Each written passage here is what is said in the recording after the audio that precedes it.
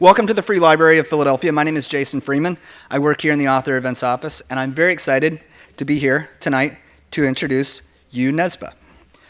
Norway has given the world a wonderful variety of cultural gifts. Edvard Munch's The Scream, Liv Ullmann, muse of Ingmar Bergman, and of course that most brutal of musical genres, black metal. It has also given us tonight's author and say the name for me, Harry Hula? Okay, novels. Starring a hard-bitten and self-destructive maverick Oslo police detective, Vanity Fair calls the Harry Hula novels maddeningly addictive, as I'm sure many of you can attest. And this fact is also borne out by by virtue of the fact that they've sold more than 23 million copies and have been translated into more than 50 languages. A multi-hyphenate, if there ever was one, tonight's author is a musician, songwriter, economist, stockbroker, former professional soccer player, and I'm sure too many other things to list here. He's also the recipient of the Glass Key Award for Best Nordic Crime Novel. Also, the 2011 film Headhunters is based on his 2008 book of the same name. He is also the author of the Dr. Proctor children's books, the first of which is titled, there's no way I'm attempting the original Norwegian here. The English translation title is Dr. Proctor's Fart Powder. How great is that? Tonight, Yu joins us with his newest book, The Thirst, the 11th installment in the Harry Hula series. In it, the titular investigator hunts for a nemesis from his past as he investigates a serial killer who targets Tinder daters, a plot device which I'm sure scares the daylights out of many of you. Here to tell us more about it, ladies and gentlemen, let's welcome Yu Nesbø to the Free Library of Philadelphia.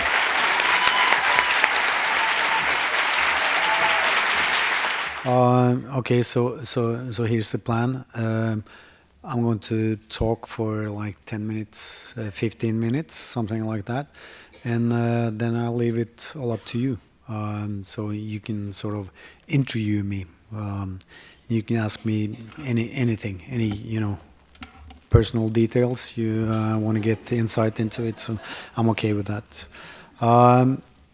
Because I'm a writer, so that's what I do. I write about myself, and I think that is what all writers do. When I first invented and brought Harry Hole to life, or as you pronounce it, Harry Hole, I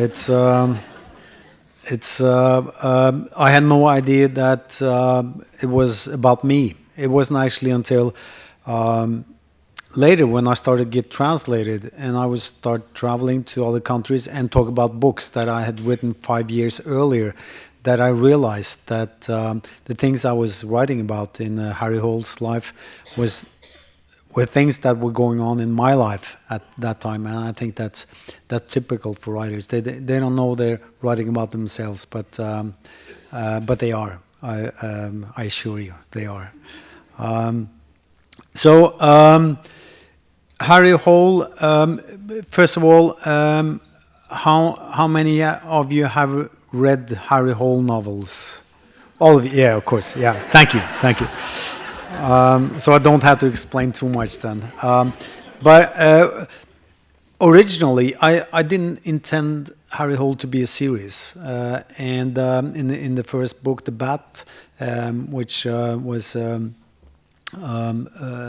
I wrote and sort of took place in Australia, he was more meant to be the camera. It was meant to be the main focus of the series. But gradually, he sort of moved into the spotlight, and right now the series is about Harry Hole. It's not about the killers and the people he's chasing. It's about them too, but they are more there to reflect the main character. So it has become a serious story about the rise and fall of Harry. Yeah, you probably know there's not much rise there. It's mostly it's about the fall of Harry Hole. He's like most of us. He's during the series. He's bit by bit he's falling apart, both physically and mentally. But at the start of this book, The Thirst, he is, maybe for the first time in the series, he's a happy man. I mean, he wakes up in the morning and he turns around in bed and he looks at his wife, because he got married at the end of the last novel, Police. So the love of his life, Rachel, is there. And he has quit his job as a murder investigator.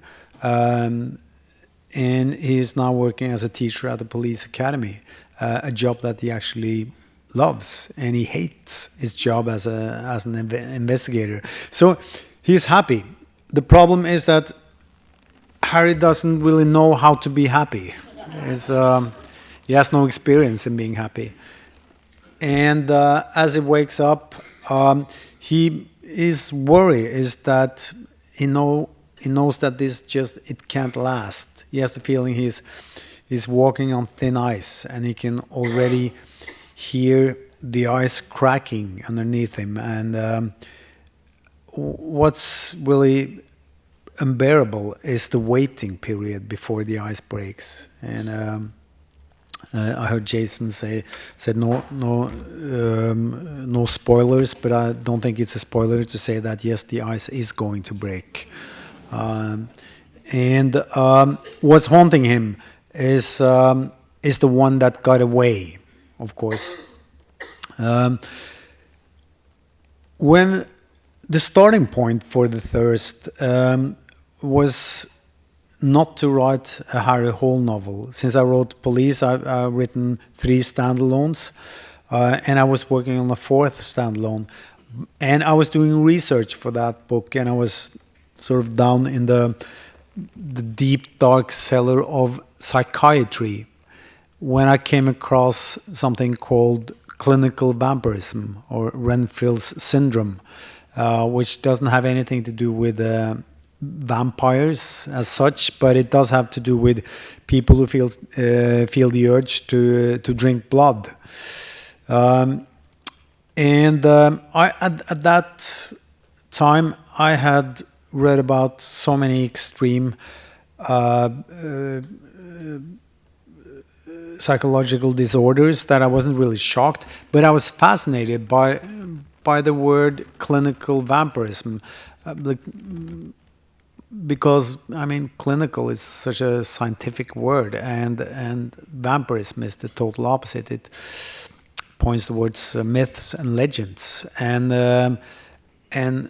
then it was something about what they called Renfield syndrome, and I realized that Renfield, that was the guy who was played by Tom Waits in Bram Stoker's Dracula by Francis Ford Coppola. So he was like Dracula's servant, I think, in the book. And so it's and I realized so that this disorder it is sort of it hasn't decided whether it's myth or science, and that is perhaps also why it's a controversial diagnosis. The psychiatrist can't really decide whether it exists or not, and that's perfect for a writer of fiction, of course. That you're at this crossroad between truth and lies, and so I realized that this is the case for Harry Hole.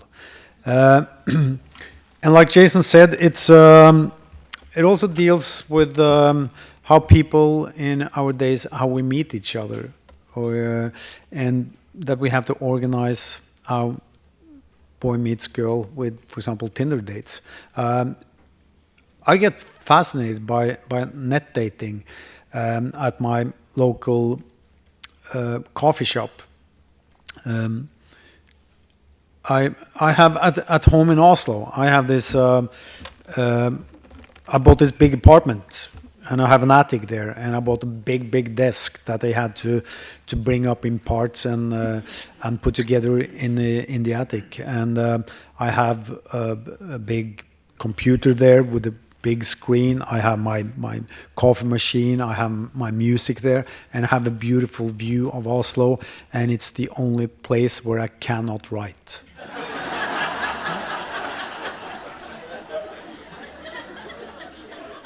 And so every morning I go up to my attic, I look at my desk, and I take my small laptop and I walk to my small local coffee shop, which is always full, and my favorite table is always taken, and but it has like 2 chairs, so normally there will be somebody sitting there alone. So I go and I sit across them and I stare at them until they leave.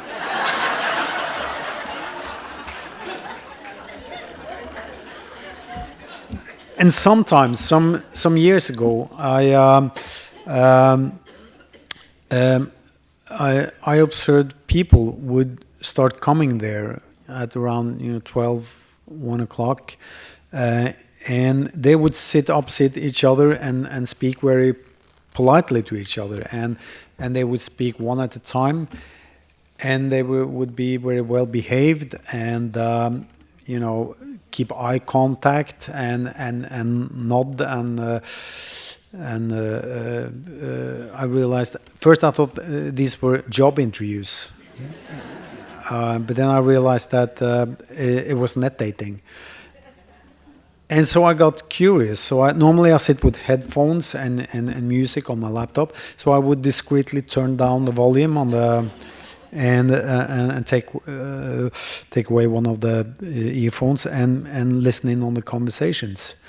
And those were of course sort of awkward, strange conversations, especially some years ago, because there were no like social rules. There were no etiquette for how you meet on a net date. So either of them would know exactly what to say or how to behave.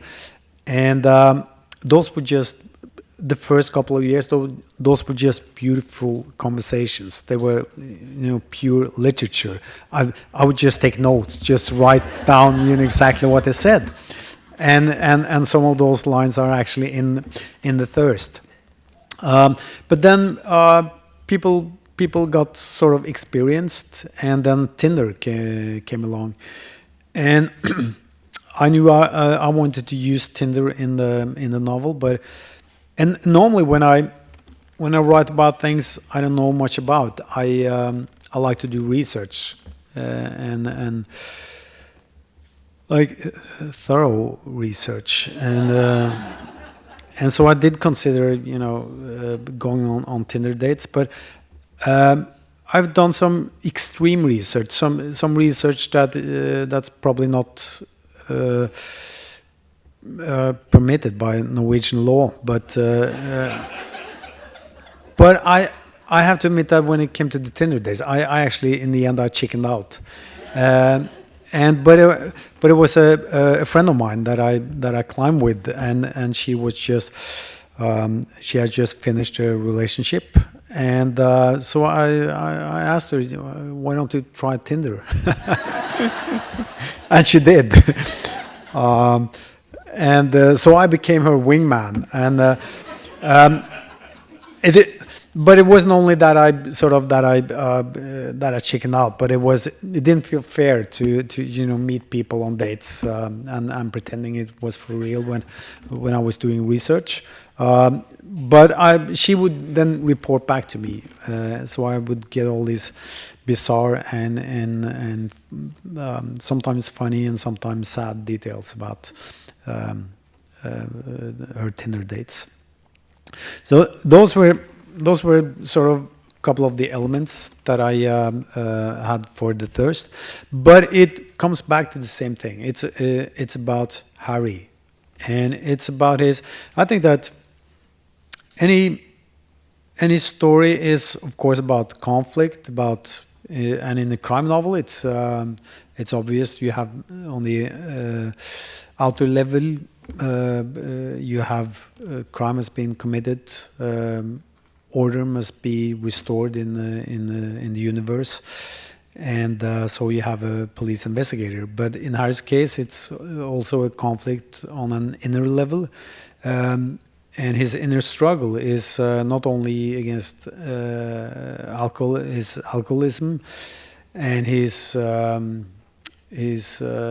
problems with bonding with people and being close to people, but it's about morality, I think, and I think that's the interesting thing with the crime novel that has sort of taken over, where you used to have religious literature. It has sort of taken over discussing moral questions, and I think that the reason why people are interested in Harry is that he's a guy that we can give these moral dilemmas, and we don't know exactly what he's going to do, because he is this character of contradictions. He is a romantic, on the other hand, he's a cynic. He is a protector of the society in which he lives, but he also probably feels more related to the criminals he are chasing than his colleagues at the police house.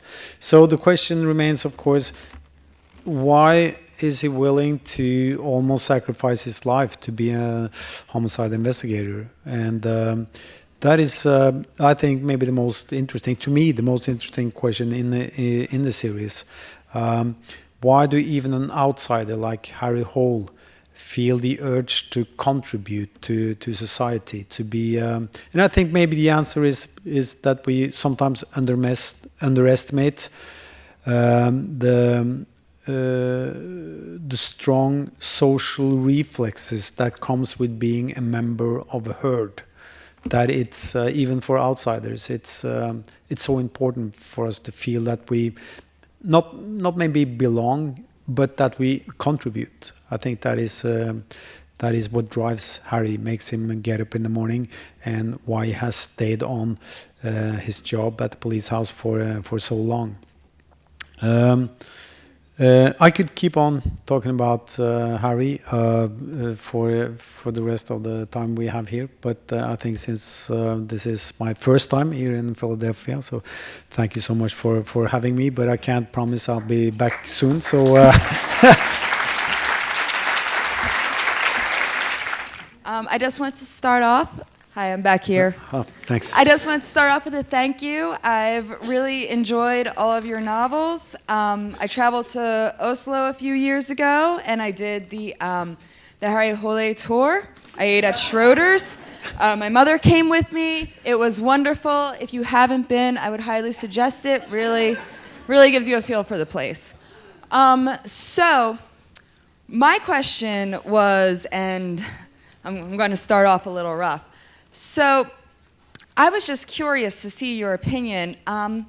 Throughout all the Harry novels and with the show Occupied on Netflix, you speak a lot about Russia and the influence on politics and everything. And I was just wondering if you had any opinions about what's been going on lately with the American election. Opinions on what's going on? Yeah, just, with the Russian influence. I was just curious, since you write about it a lot, I was just wondering if you had any opinions. Again, sorry to start off so political. Yeah, you mean Russian influence here in the United States? Just, I don't know what you're talking about. It's I'm a foreigner. Yeah. I have read about it, but I really don't have an opinion about that. It's I read the papers. Could be. Cannot be. Actually, I read in the Norwegian newspapers today that even Norwegian politicians have been hacked, and they are they haven't said by who, but they say that the traces leads to foreign countries. That's all they said. Before we move on, have you been on the Harry Hole tour in Oslo? I have not. It's. I have not. It's I know that there's a guy. I actually lived. I'm so lazy. So when I started writing about Harry, I had him living in an apartment more or less where I lived, and he would go to the same places I went to, and I know that there's a guy, my neighbor, and he lives in the apartment where Harry is supposed to live, and he doesn't mind because there's a doorbell there with Harry Hole's name on it, and you will ring the bell, and he will come to the window if he's at home. And I think he's a doctor, actually, so he does have, you know, a life or a job. But he comes to the window and he says to the tourists that, you know, Harry just left, he's out, he won't be... And he just loves it. I think he does it for free, you know, it's... Hi, thanks for being here tonight. What I wanted to know is, with all the different things you've done, what influenced you to become a writer? I think... I grew up in a home where there were books everywhere. My mother was a librarian, and my father was a book collector, so there were books everywhere. And actually, I think I was 6 years old or something when I went to the bookshelf and I picked a book and asked my father to read it to me. And it was William Golding, Lord of the Flies. Yeah. So I started like with a Nobel Prize winning author. It's, you know, the true reason was that I liked the cover on the book because it was a pig's head on a stake, and actually after my father told this story years later. I don't know if it's true, but he told me that, you know, when he had read the book to me, he asked me what I thought about the book, and I said that it was a bit slow, but I think that there's clearly some talent here, and maybe this William Golding guy will write a better book next time.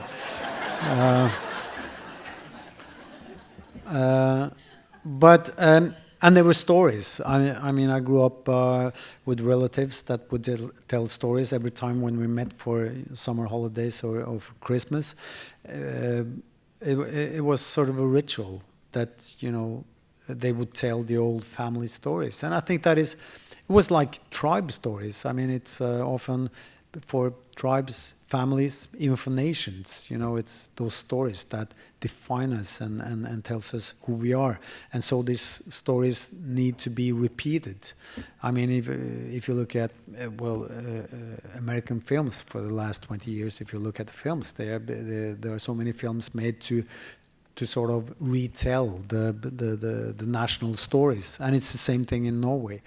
And I think what I learned from that was listening to the same stories being told over and over again, and then you automatically start sort of analyzing how the story is told, what the story consists of, and how it's often not about the punchline or the ending, but it's how you get there. And there were so many brilliant storytellers in my family, so I think actually I learned very much from them. That was sort of my school for writing. The other thing was I didn't start playing in a band until I was in my 20s. Before that, I would write lyrics for my friends' bands, and actually writing, you know, a pop song, 3.5 minutes, try to, you know, tell a story in 3 verses and a refrain. I think that was a great school for writing novels, you know, 500 pages novels. Because it's the same thing. I mean, it's you have to trust your readers' intelligence and imagination, because words can only tell so much, and you can only sort of point your readers in general directions, and so they have to direct the rest of the movie themselves. First of all, I wanted to thank you. I'm actually a forensic psychiatrist, so it's interesting that I work with murder and everything, and then to get some rest over the weekend, I go and I read your books. And it works wonders. It really helps out. So my question is probably a little psychiatric, I guess, in that sense. You were talking about, you know, how your life influenced who Harry Hole was, in particular in certain books. I wonder if the opposite happens, and as you're getting ready to write about Harry, do you start kind of worrying that darkness, that sadness is going to creep back and get to you, even, let's say, if you're doing good and are happy at that time in your life? I think I wouldn't compare my job to your job, because I'm in control. I mean, I can leave at any time, and I can decide what my characters will do. You have to relate to other persons. You are not in control in the same way, and you probably take it home with you. For me, it's more like a video game or something. I can actually turn it off and forget about it, and then get back to it. So I wouldn't exaggerate, the degree that it takes a toll on you. But on the other hand, it is a universe where I spend a lot of time, and actually, when I say I can't turn it off, that's not true. I can't really turn it off. I'm in that universe 24 hours voluntarily, but still. So it's more like when I'm done, I have to take time off from Harry. He's a very intense, dark guy. He's the kind of guy that you probably have had a friend or two like that. When you spend a weekend with them, you don't want them to call on Monday.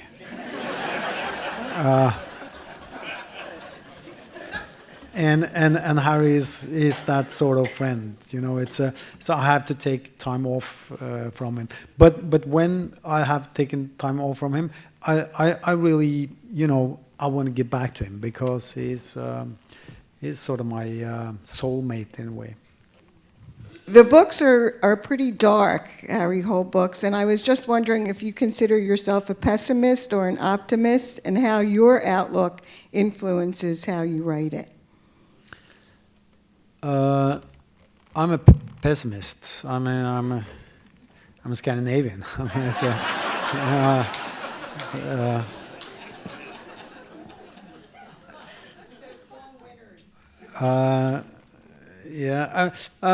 I think, but I think that it's the black humor in the series. I think probably stems from the pessimism. It won't end good. It's I think, but that's okay. It's sort of comforting also that it's sort of all things must pass, and I think that that is the series of Harry Hole is a classic tragedy, and I don't think it's a spoiler to say that there will be an end to the series, and when it's over, it's over. He will not resurrect. I'm not saying that it. Now maybe that is a spoiler. Now I'm sort of indicating that it will end, badly or tragically.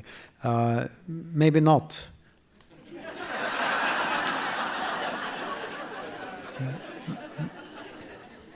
On the other hand, maybe. First, I have to tell that I'm from Russia.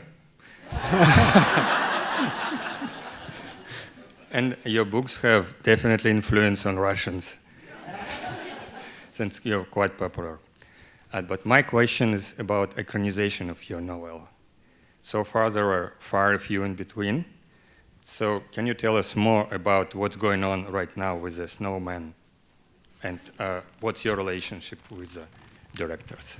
I can't really tell you that much, because I'm not sure what's where it's in the process. So I sort of stayed away from that project. Martin Scorsese is producing it. Thomas Alfredson, who did Let the Right One Come In and Tinker Tailor Soldier Spy, is directing it. Michael Fassbender is playing Harry Hole. So there's a lot of talented people there. So we'll see what happens. But I came back they were shooting in Oslo, and I came back and I went and said hello to them at the set, and the director Thomas Alfredsson, he thought it would be a good idea for me to have a cameo role. So so what he did was he gave me. I don't know if I'll be in the movie, but they did shoot a scene where I'm standing sort of in the left corner of the frame, actually in another room, and I have my back to the camera, and I have a zip hood with up like that, and I'm holding a dog. A big white dog. And then Michael Fassbender will walk past me. So I sort of, the way I see it, I have played against Michael Fassbender, but yeah, that's what I can tell you about the movie. Sorry. I think the plan is later this year, but October, but we'll see. Thank you very much for being here. I have three, I hope are fairly quick questions. It seemed like there was a definite break between The Thirst and your earlier Harry books, and I had the impression that maybe you just put Harry aside for good, and I'm pleased to see that you're coming back to him. I was wondering if you could comment on that hiatus. The second question I had was sort of a follow-up on the film question. Are any of the other Harry Holle books optioned for films? And third, what football team do you support? So, sorry, what was the last one? Which football team do you support? What football team? Yes. Tottenham Hotspurs is my team. That's why, according to my friends who are Arsenal supporters, Arsenal is like the rival of Tottenham. And in Phantom, all the drug dealers, they wear Arsenal shirts. Pure coincidence.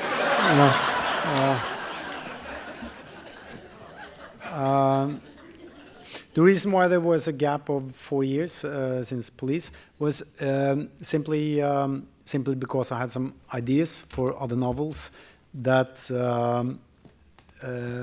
were not Harry Hole novels, so I had to write them first. So it wasn't like it was simply I didn't have time to write the next Harry Hole novel until now, and then there was a question in between there. Yeah, or for movies. It's like when they buy the right for one of the books, the studios they normally buy, the rights for the characters for the whole universe. So it's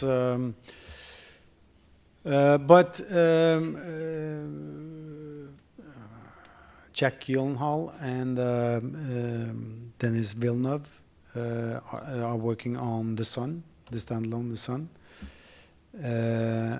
I'm working with Tobey Maguire on Blood and Snow right now. Yeah, and that's it, I think. I'd like you to speak to your children's book because I found the fart powder to be truly amusing. Well, thank you. It was not the. My daughter was. She would. When she was quite young, she understood that she could just order stories. So whenever she got bored, she was like push the button on Daddy and say, okay, "Come up with a story," and she would sort of order what kind of stories they would be, what kind of genre. Where if it was latest night, it shouldn't be too scary. It should be funny. But if it was in broad daylight, it should be a scary story. And this particular story, she wanted a a girl to be the main character, or one of the main characters, a princess actually that should look a bit like her, and the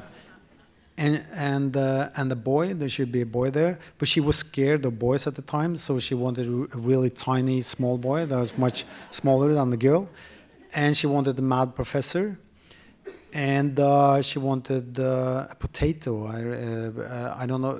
She had some. I told her a story about vegetables, so after that she always wanted vegetables in the stories.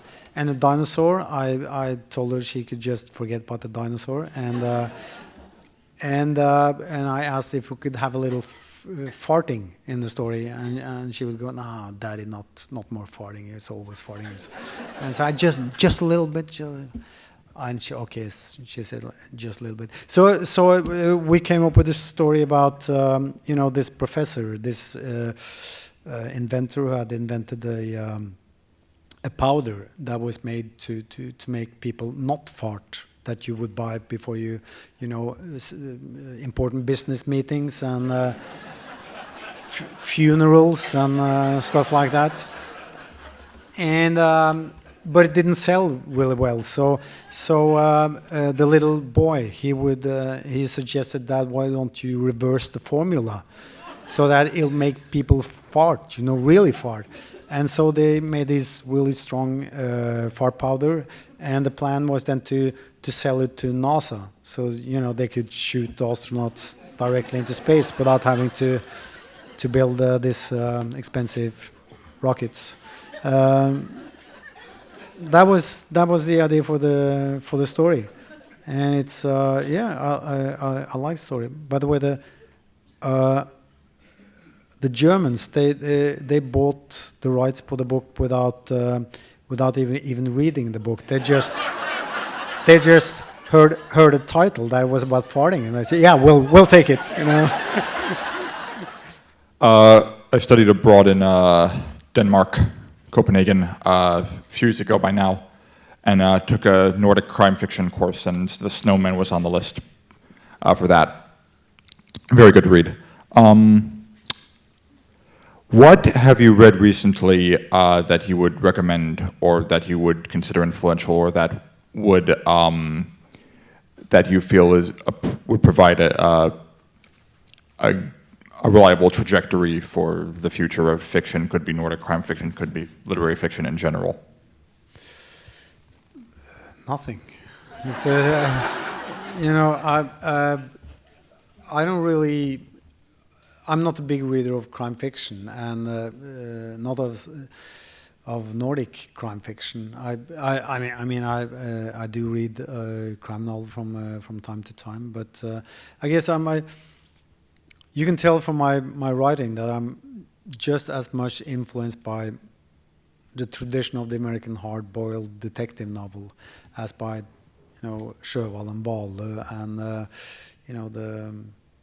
the classic Nordic crime writers, the ones that sort of brought the Nordic crime novel from the kiosks and into the serious bookstores in Scandinavia. That was sort of the key why probably we have a Scandinavian crime fiction wave today, is that they made writing crime fiction more prestigious than in many other countries where it's considered pulp fiction, and I think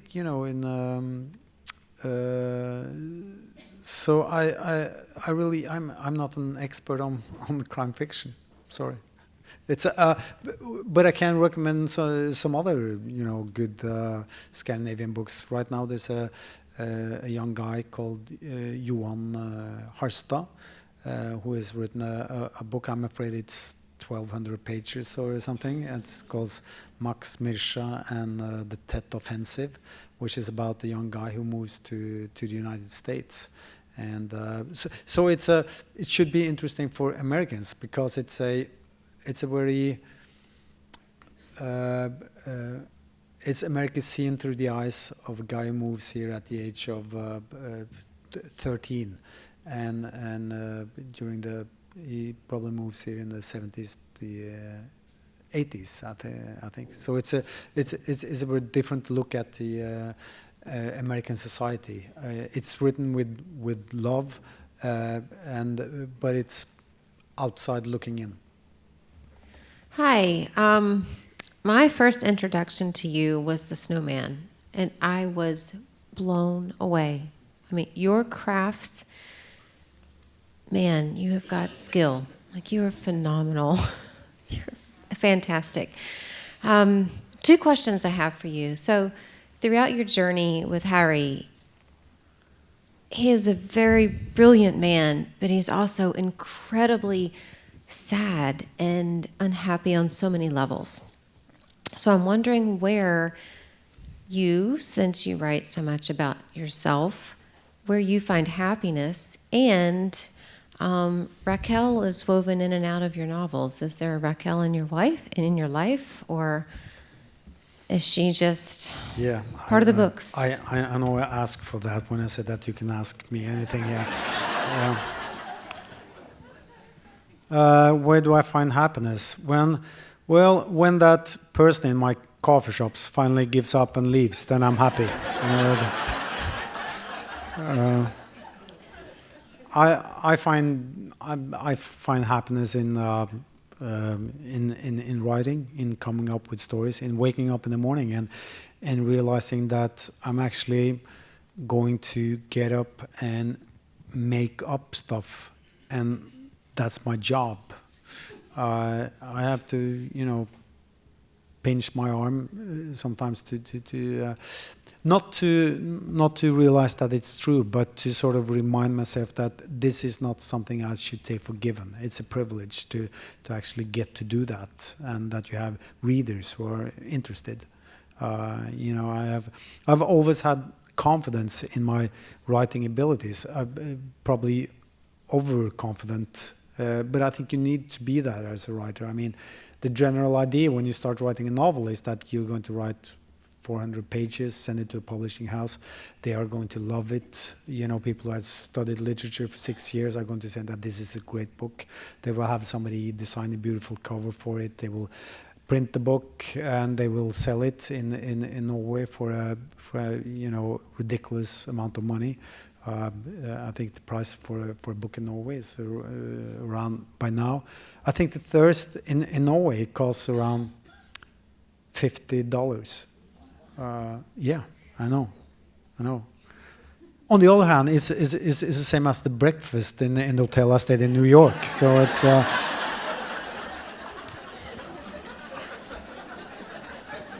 and the Thirst is better. And so we expect people to pay for that book and to read every word you've written, and you also expect them to come up to you in the street and shake your hand and say thank you for the book. and so you have to be you have to have that confidence, because that is the general idea when you sit down and write. And I have that confidence, and I don't remember the question or what I'm trying to say. Happiness. Yeah, my job. Oh yeah, there's been many. Not too many, but Hey, another question about pronunciation. Jesus, I'm on a podcast. Harry Hole's name, when did it first cross your mind how that would translate into English?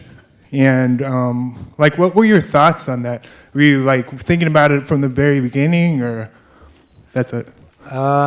Yes, because he was in the first book. I mean, at the point I didn't know it was going to be translated, so it didn't really worry me. But on the other hand, it was the idea behind the name was he was going to Australia to sort of be an observer in an investigation of a Norwegian girl who had been murdered there, and so it was sort of the point that it would be for his colleagues in Australia, his family name would be sort of embarrassing, and they would ask him, when they met him, how do you pronounce your name? Is it Hole or is it Holy? and that was sort of the point of the name. Now, Hole is a common Norwegian family name, so he's actually named after the local police officer where my grandmother lived, and when we were kids and we would go visit her, she would always say, because we never saw this police officer, it was just a name, Hole, and she would say that if you're not home and in bed by 8 o'clock, then Hole will come get you. So I would always imagine this, tall, blonde, blue-eyed, scary guy when I was a kid. And some years ago, I was back in the village, actually, and there was this guy in his it must be been in his 90s or something, and he would come up to me, and he would have blonde hair and these steely blue eyes, and he would have give me his bony hand and say, "Hi, I'm Hole." He was saying, and my first thought would be, yes, but it's not 8 o'clock yet. Do you still find time to perform as a musician, either solo or with a band or anything? Yeah, we are touring. We stopped touring for some years because I stopped. I'm the only songwriter in the band, so I stopped writing songs, and I was so tired of touring. But then we started touring just a little bit. We had a sort of best of album, and just toured a little bit with that, and then it was fun again. So we are touring this summer, but not too much. We're doing like 15 gigs or something. But it's like we stop before we hate each other again. It's like, so 15 gigs is just the right amount of. So when it was asked of the audience, how many people here have read all the Harry Hole novels, I think my hand was the only one that didn't go up, and. I have a real interest now in jumping right into The Thirst, which I think you've said I would basically be skipping 11 books of Harry Hole being more or less a miserable guy and then jumping right into him being happy. Yeah, so you don't deserve it. So you have to read the others first. Yeah. Well, I was going to well, my question was, would that be absolutely to my detriment? Would you say, do not do that, or would it be okay to maybe pick one or two and then go for The Thirst, or should I just start from the beginning?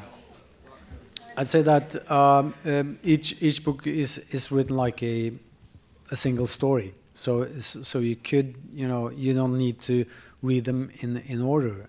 I mean, most of my readers in the UK and the United States were not didn't have the chance to read them in order because they were published. My publisher, they published first book number 3, then book number 5, then book number 2, then book number 7, and I always say that's why they're called Random House. It's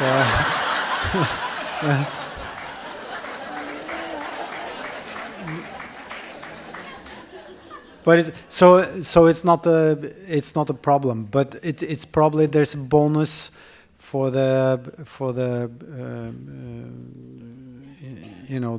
the readers who read them in order. Your murders are uniquely gruesome.